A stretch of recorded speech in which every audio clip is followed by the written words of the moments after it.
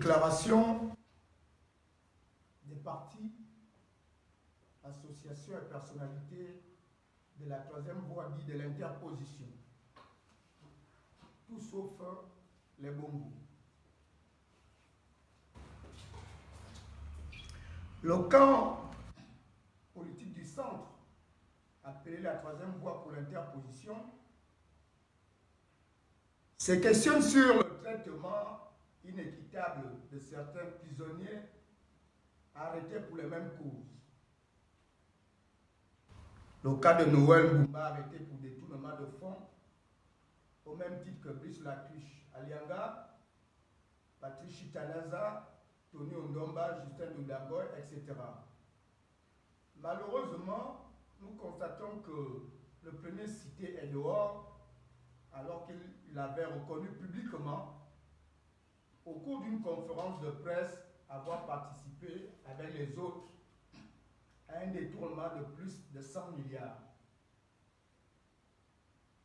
La question qui est posée est celle de savoir pourquoi les autres n'ont pas bénéficié du même traitement. C'est-à-dire, nous constatons aujourd'hui que le sire Noël Mbumba est bien en liberté, d'ailleurs participe à la vie publique, alors que lui-même, dans ses propos, il reconnaît avoir participé à une malversation financière. Mais pourquoi les autres, ça veut dire les derniers cités, sont-ils en détention et lui en liberté? Nous constatons que depuis un certain temps, il y a beaucoup qui recouvrent leur liberté. Mais pourquoi ceux que j'ai cités plus haut sont-ils en détention? L'interrogation que nous essayons de formuler ici est valable aussi pour le cas de Léon Zoué, ancien maire de Libreville. À ce que nous sachions, ce dernier a été arrêté pour des supposées malversations. Mais jusqu'à ce jour, nous ne savons pas s'il est coupable ou pas. Mais si tous sont soupçonnés de malversation financière, pourquoi certains sont-ils en liberté et les autres sont en détention? Alors ça nous amène à nous poser des questions. Sommes-nous devant une justice à deux vitesses ou tout simplement sommes-nous devant une situation de règlement de compte politique? Oui, nous disons, est-ce que nous sommes devant une situation de règlement de compte politique parce que cela ne s'explique pas que des personnes, presque au même chef d'accusation, des gens même avouent leur crime, parce que le milliard c'est le crime, des milliards c'est encore un peu plus le crime, mais certains sont en liberté et d'autres en détention. Ce qui est bizarre pour un pays qui se veut un pays de droit, un pays de justice. Notre camp politique, pour des raisons d'équité, appelle à la libération de tous ces prisonniers politiques. Il faut de l'apaisement. Il faut de l'apaisement. Et je voudrais rappeler à ceux qui dirigent, et quelqu'un met à nous le rappeler, le président de fin Omar Bongo Diba nous disait, il faut juste se souvenir que la majorité d'aujourd'hui peut être l'opposition de demain. Les décideurs d'aujourd'hui peuvent être à leur tour des hommes qu'on peut poursuivre demain. Et demain se prépare lorsqu'on est au pouvoir. C'est pourquoi nous disons il faut de l'apaisement. si on décide de garder ces messieurs en prison, mais alors que tous restent en prison. Mais si on décide d'accorder des libertés provisoires, qu'on en accorde à tous, jusqu'à ce que la véracité des faits soit établie. Notre corps politique appelle aussi à la libération de Bertrand Zibi, qui depuis 5 bonnes années croupit en prison pour des raisons non clairement élucidées. Nous sommes tous des Gabonais. Oui, parfois la colère ou l'émotion peut emballer les gens. Mais la question du pardon, c'est une question fondamentale dans la gestion des ressources humaines et des êtres humains. Priver un homme de sa famille, de ses enfants, de sa femme pendant 5 ans, ce n'est pas rien. Ce n'est pas rien. Ça semble être rien lorsqu'on est dans une position privilégiée, de privilège, mais lorsque l'on traverse les murs de Gros Bouquet pour être à 100 familles, ça devient difficile. Alors, nous nous appelons encore à l'apaisement pour dire qu'est-ce qu'il n'est pas temps de libérer ce frère-là, de libérer ce frère. Surtout, ce sont des faits qui ne sont pas clairement élucidés. Ses enfants et sa famille ont besoin de lui. Sur la question de l'alternance, la troisième voie tient à rappeler que depuis l'élection présidentielle de 1993, à l'issue de laquelle nul n'ignore la victoire de Mbabe Soul. C'est Mbabe Soul qui a gagné les élections en 1993 face à Omar Bongo. Il y a des acteurs qui étaient peut-être encore du côté du PDG qui sont là. Je suis sûr qu'ils ne pourront pas nous démentir, tel Zachary Mboto. Monsieur Zachary Mboto ne nous dira pas le contraire. Monsieur Jean Ping le sait également. Monsieur Ginzubandama peut le confirmer. Monsieur Barreau Chamblier peut esquiser un oui de tête. Le sage Ntoutouméman le sait très bien. Les élections présidentielles de 1998 ont été remportées par l'opposant Pierre Mamboundou face encore à Omar Bongo. En 2009, André Mboba gagnait l'élection présidentielle face à Ali Bongo. En 2016, face à une candidature unique de l'opposition, Jean-Pierre remporta largement la dernière élection présidentielle face à Ali Bongo. Nous, la troisième voie, au regard de toutes ces élections présidentielles contre les Bongo, remportées par les opposants qui malheureusement n'ont jamais été déclarés vainqueurs par la commission électorale, nous nous questionnons alors aujourd'hui l'utilité ou l'importance d'aller à une élection présidentielle à l'issue de laquelle les Bongo seront toujours déclarés vainqueurs. Quelle est l'importance de faire les tournées, comme nous l'observons avec notre aîné Barreau Chamblier, alors qu'il sait pertinemment que s'il est candidat à l'élection présidentielle face à un Bongo, il ne sera jamais déclaré vainqueur. Pour nous, la troisième voie, l'urgence du moment à 2 ans de l'élection présidentielle est de régler la question ou poser la question pourquoi les véritables vainqueurs des élections présidentielles n'ont jamais été proclamés vainqueurs. Comment pouvons-nous nous organiser ensemble pour qu'à la prochaine élection présidentielle, le vainqueur soit celui choisi par le peuple et proclamé par les institutions habilitées? À quoi ça sert aujourd'hui d'aller à une élection présidentielle alors que les personnes en charge de la question électorale demeurent les mêmes depuis 1993, à l'exemple du ministre, aujourd'hui ministre, Mata Lambert, qui a presque élu domicile au ministère de l'Intérieur parce que parti de secrétaire général aujourd'hui à ministre de ce ministère. Que signifie le retour de Michael Moussa au ministère de la Défense alors qu'en 2009, il était secrétaire général de ce ministère et ordonna la fermeture des frontières à l'annonce du décès du président Omar Bongo?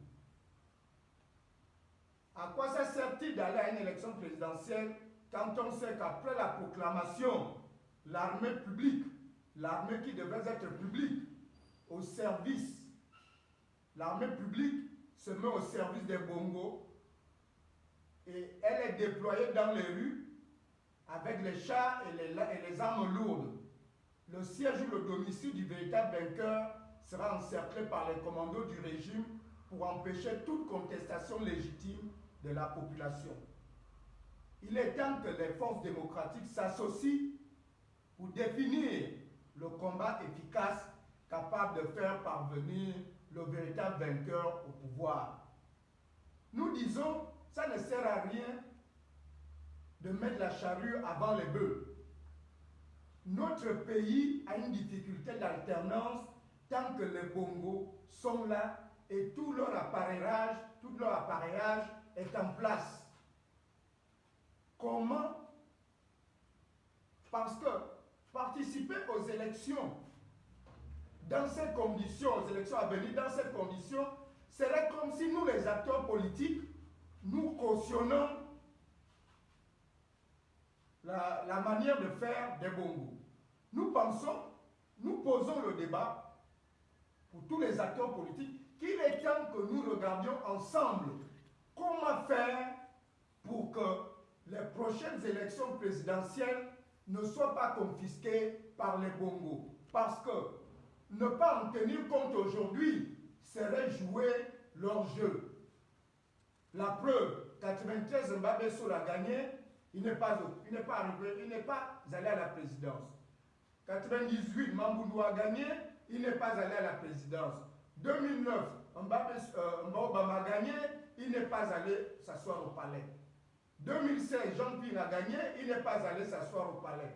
Mais alors, jusqu'à ce jour, les révisions des listes électorales qui doivent être faites ne sont pas faites. Mais chacun de nous s'active à se préparer pour je ne sais quelle élection. Alors qu'une problématique nous est posée, la question des Bongo. Parce que chaque fois qu'un Bongo est candidat, ça finit par impacter dans la vie de notre pays. Ça veut dire qu'au sortir de l'élection, on déploie l'armée, l'armée est déployée partout, on fait des exemples en mode de tuerie pour que tout le monde, pour s'aimer la terreur, et c'est fini, les Bongo s'installent pour 7 années au pouvoir. Alors, moi je pose la question aujourd'hui à toute la classe politique gabonaise, surtout celle de l'opposition et du centre dont je me réclame, que faisons-nous face à ce qui arrive et que nous savons que cela va arriver? À quoi sert d'aller à une élection présidentielle alors que le Haut-Ogooué constitue la base du tripatouillage du régime Bongo? Avec un fichier truqué, il est temps de se réveiller. Il est temps de nous mettre tous ensemble pour inventer la stratégie nécessaire pour imposer la démocratie. Parce que quand on nous donne les chiffres de la population du Haut-Ogooué, nous savons que c'est une province où la question de la natalité n'est pas très féconde. Mais on va vous dire que le Haut-Ogooué a presque la même population que Libreville. Ce qui est absolument faux. C'est de là-bas que le tripatouillage, l'équilibre du tripatouillage et de la victoire s'opère. Donc ce sont des questions aujourd'hui que nous pensons qu'il est temps que les acteurs politiques qui estiment qu'ils se battent pour l'alternance, qu'ils en prennent conscience. Parce que si nous jouons au jeu de nous présenter face au Bongo, ça veut dire que nous accompagnons uniquement cette famille à accomplir chaque fois son forfait sur la nation gabonaise. Pour nous, malgré toutes les structures qui ont été mises en place, Sénat, CGE et consorts, nous constatons que ce sont les hommes qui posent problème. Ce sont la moralité des hommes qui posent problème chez nous. Nous pensons que, est-ce qu'il n'est pas temps de faire comme en RDC, de confier la question électorale au prélat, au clergé de Libreville? Est-ce que tous les acteurs, nous ne pouvons pas nous accorder que donnons la question de la gestion de l'élection à l'Église? Elle aura pour avantage qu'il n'y aura pas de parti pris, plus qu'ils sont apolitiques. Ils seront responsables devant les hommes et devant Dieu. Et ça a fait ses preuves en République démocratique du Congo. Est-ce que le temps n'est pas venu? Nous réfléchissons à haute voix. Sur la question de l'imposture au sommet de l'État, chaque Gabonais peut se rappeler qu'en début de semaine, cette semaine que nous allons achever, le coordinateur général des affaires présidentielles, M. Nouridine Bongo Valentin, s'exprimait à travers l'agence Ecofin, un média international. Dans cette interview, il évoquait la situation économique et politique du pays. La troisième voie se questionne de quel droit s'estimait-il comme le président de la République? De quel droit s'exprimait-il comme le président de la République? À ce que je sache et que nous sachions, le poste de coordonnateur général des affaires présidentielles n'est pas un poste constitutionnel. À notre avis, il est même en deçà du poste de vice-président de la République. C'est un agent public de cabinet. Mais quand il va jusqu'à dire que les Gabonais vont le juger sur la base du travail, de son travail accompli, nous nous posons la question de quel travail? Quel travail? Est-ce que nous avons donné un mandat à Nouridine Bongo? Est-ce que d'autres collaborateurs du président de la République, tels le secrétaire général de la présidence, le directeur de cabinet du président de la République, peuvent-ils s'exprimer ainsi? Est-ce que les autres collaborateurs du président peuvent s'exprimer en place et lieu du président de la République, comme lui vient de le faire? Parce que lorsqu'il nous dit que nous allons le juger selon le rendement, est-ce qu'il travaille pour lui-même ou bien il travaille pour le président? Mais moi, j'aurais souhaité qu'il me dise que le président avait dit qu'il construisait 5 000 logements par an. J'aurais souhaité que le coordonnateur des affaires présidentielles vienne nous dire qu'il vient de construire 30 000 logements quelque part. Ce serait peut-être sérieux. Mais quel résultat? Pour quel travail? Pour quelle mission? Nous avons bien acquis ou mal acquis, c'est Ali Bongo qui est président pour le moment. C'est le seul que nous connaissons. Et c'est lui le seul responsable devant le Parlement et devant le peuple gabonais. Ceux qui se font les dessins dans leur tête n'engagent que nous, les Gabonais, nous ne les connaissons pas, nous ne leur avons pas donné de mandat. Dans cette même interview, il indique que les Gabonais le jugeront sur ses résultats et non sur le déni de patronyme. Parlant de résultats, M. Nouridine Bongo, monsieur le coordonnateur général des affaires présidentielles, parlant de résultats, peut-il dire aux Gabonais, lui qui parle de résultats, M. Nouridine Bongo, peut-il dire aux Gabonais où sont passés les 1300 milliards que l'État a investis dans Olam, où il était directeur général adjoint? Est-ce qu'il peut nous dire cela? Parce qu'avant d'être coordonnateur général des affaires présidentielles, il était à Olam, il était directeur général adjoint. Et l'État a investi 1300 milliards. Mais nous regrettons que les députés d'aujourd'hui ne servent plus le peuple. Ils servent peut-être leur parti ou des clans mafieux. Parce que nous avons écrit, nous, la troisième voie, nous avons écrit au Parlement pour qu'on interpelle Gargan Kunta et Noureddine Bongo et Ogadaga pour qu'ils expliquent 1300 milliards, ce n'est pas rien. Pour qu'ils expliquent aux Gabonais où est passé tout cet argent-là. Mais lui qui nous parle de résultats, est-ce qu'il peut commencer par nous dire où sont passés ces 1300 milliards? Pouvez-vous nous dire où sont passés les 400 engins lourds dont la valeur unitaire est de 400 millions pour le projet Graine, piloté par Sotrader, dont vous étiez les responsables, M. Ogadaga et vous. Et curieusement, après que l'argent de l'État ne soit plus visible et que les engins de l'État, personne ne sait où ils se trouvent, les deux messieurs se retrouvent au palais présidentiel comme pour étouffer peut-être leur forfait, qui sait. Ils se retrouvent là-bas, l'un coordonnateur général des affaires présidentielles et l'autre directeur de cabinet. Est-ce que vous pouvez nous dire, M. Noureddine, vous qui parlez de résultats, ça c'est votre travail. Là nous sommes en politique. Pouvez-vous nous dire si les employés de l'âme sont-ils heureux avec les salaires de misère que vous les rétribuez et le traitement à la limite d'esclaves auxquels ils sont soumis? Parce que c'est vous, Olam.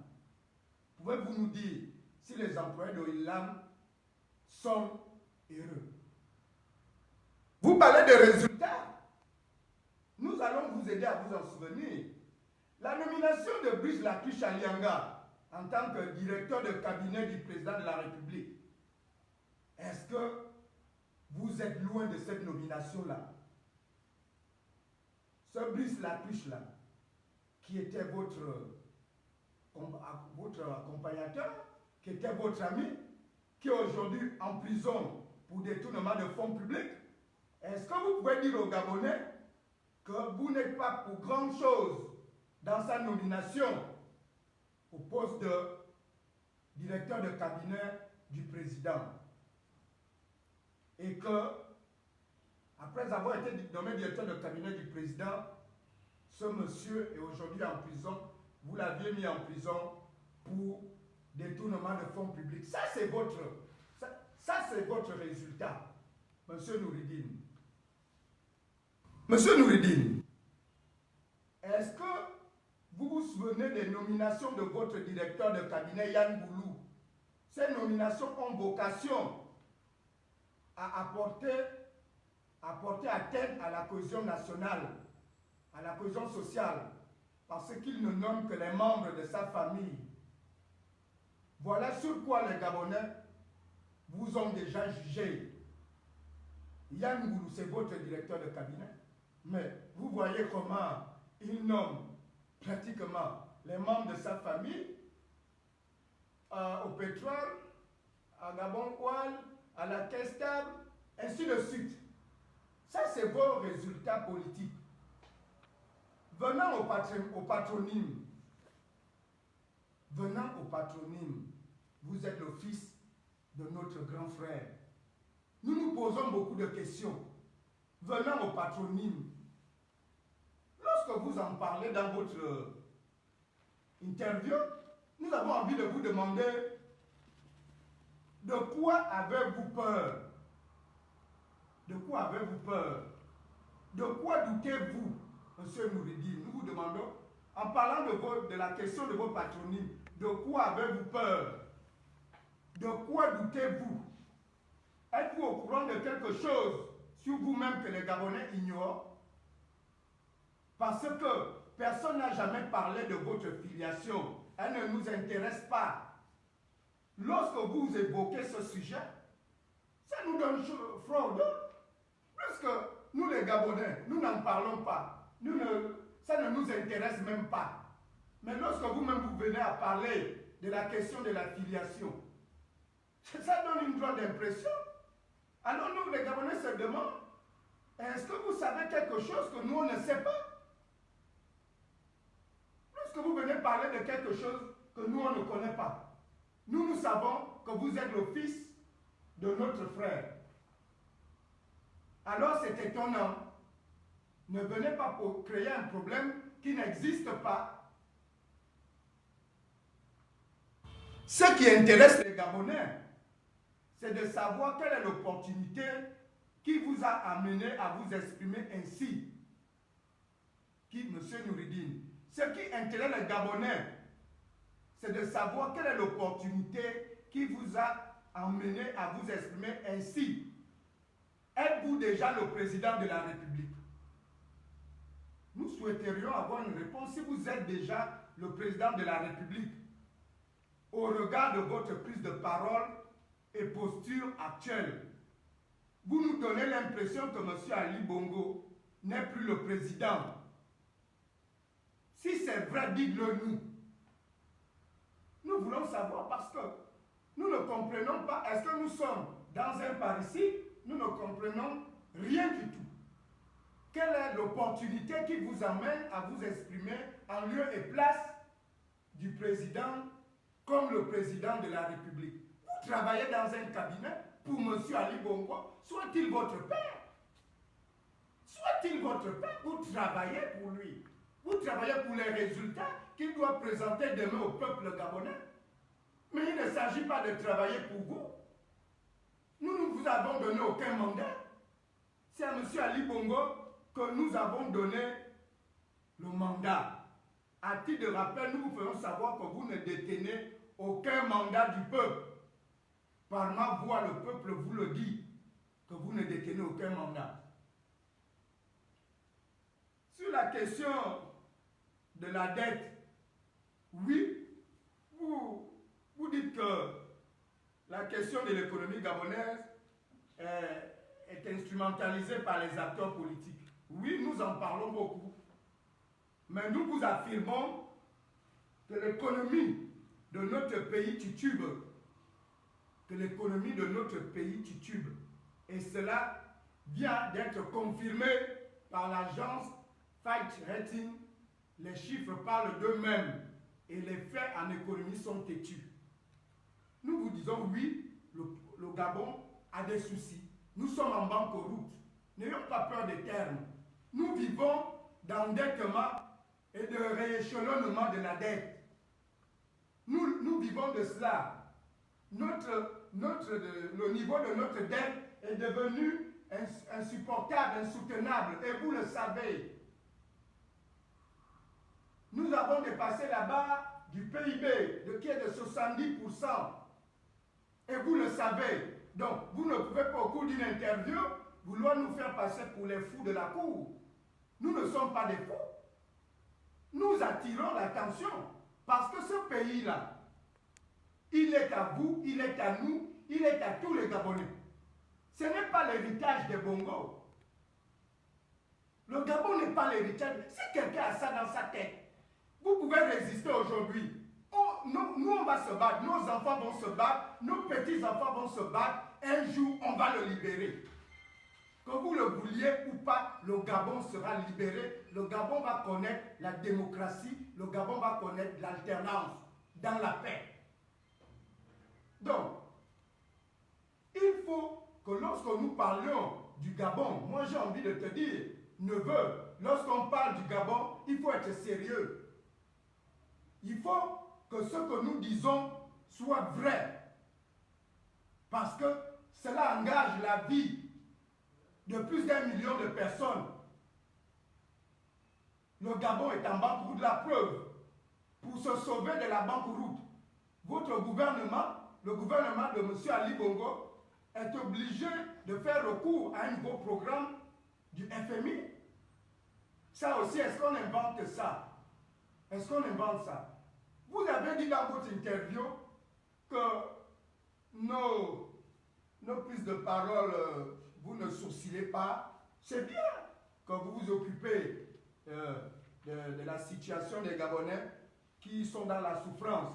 Mais, M. Nouridine Bongo, j'ai envie de vous demander, vous avez déjà soutenu combien de Gabonais? Vous êtes venu en aide à combien de Gabonais? Je vous pose la question. Répondez aux Gabonais. qu'une famille gabonaise se lève pour dire que c'est M. Noureddin Bongo qui est venu me donner de la nourriture. Puisque vous avez parlé du bien-être, de la nourriture, du travail, combien d'emplois avez-vous créé, à part des emplois d'esclaves que vous avez laissés à Olam, où les Gabonais sont payés en monnaie de singe? Ils ne peuvent même pas payer leur propre loyer avec ces revenus. Dites-nous, parce que peut-être nous sommes des fous, mais vous êtes le sérieux. Mais dites-nous combien de Gabonais êtes-vous venus en aide? Combien de maisons avez-vous construit pour les Gabonais? Combien de kilomètres de bitume depuis que votre père a bien voulu vous placer pour les raisons qui lui sont propres à ce poste-là? Combien de mètres de route avez-vous bitumé? Combien d'emplois avez-vous créé? Nous avons envie de savoir. Même pour soutenir les Gabonais en cette période de difficulté, vous ne pouvez même pas le faire. Mais si vous aimez les Gabonais, je crois que tous les jours, vous devriez sortir, même avec un camion de sacs de riz, aller le distribuer à Kingele. Là, on saura que vous aimez les Gabonais, que vous vous occupez d'eux. À Kingele, à Chimchos, on aurait vu quelque chose. Mais de quels Gabonais vous parlez? Des Gabonais que vous ne fréquentez pas. Vous connaissez à Chimchos. Vous connaissez à Chimchos. Vous êtes déjà allé à Cocotier. Rien que ces quartiers-là, vous êtes allé à Chimchos ou bien à Cocotier. Vous voyez? Donc, monsieur le coordinateur, il ne s'agit pas de flatter son ego. Il s'agit de trouver des solutions à notre pays. De trouver des solutions. Il faut aller vers la voie de l'apaisement. Ça ne sert à rien de prendre une posture que l'on ne vous a pas conférée. Les Gabonais ne vous ont pas fait président. Le jour qu'Ali Bongo ne sera plus président, nous allons partir à une élection parce que nous sommes un pays démocratique. Nous ne sommes pas une dynastie, nous ne sommes pas un royaume. Le Gabon a fait un choix de gouvernance qui est la démocratie multipartie. Et nous en sommes là. Et nous voulons vivre notre démocratie en toute quiétude. C'est pourquoi nous tenons à dire que nous ne voulons plus pour l'instant des bongos. Peut-être les Gabonais ont du mal à le dire parce qu'ils viennent peut-être quémander des postes. Moi, je ne vous en demande pas et je ne vous ai jamais demandé quoi que ce soit. Je ne vous ai jamais demandé quoi que ce soit. Les Gabonais ont besoin de liberté. Ils ont besoin de tourner la page. Les Gabonais ont besoin d'alternance. Votre famille a plus de 54 ans au pouvoir. Nous ne voulons plus d'un bongo engagé aux élections présidentielles dans notre pays pour l'instant. Les bongos peuvent être ministres, ils peuvent être directeurs, ils peuvent être des députés. Mais il faut laisser un autre Gabonais aussi diriger. Vous êtes devenu riche à partir de l'argent de l'État. Laissez aussi notre famille qui va devenir riche. Nous, on a même proposé qu'on prenne une loi d'amnistie pour vous laisser partir avec tous vos biens. Nous l'avons même dit à plusieurs reprises. Mais ayez quand même un peu d'humilité. Comprenez les autres Gabonais. Ça ne sert à rien de s'entêter parce que ça risque de nous causer du tort à tous. À vous comme au peuple gabonais. Sauvez le nom de votre famille. Les Gabonais n'en veulent plus. Ils n'en veulent plus. Et nous avec. Je vous remercie.